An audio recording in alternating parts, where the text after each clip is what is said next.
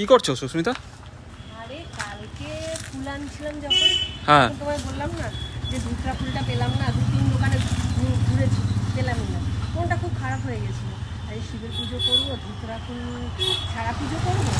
আরে আমি গেটে তালা দিতে এসেছি স্নানে যাব বলে, তা দেখছি গাছে ফুটে রয়েছে। বাহ, এই দেখো এখনো দুটো কুড়ি রয়েছে।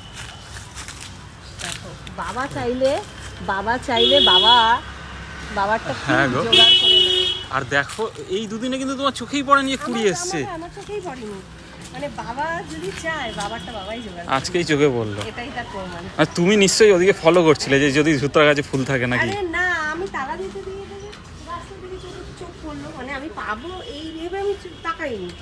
আমি আফসোস করছিলাম যে ইস এখন যদি ফুল ফুটতো। ও মাতা কি দেখি কুড়িগুলো রয়েছে, দেখলে বাবা সত্যি আছে তার প্রমাণ।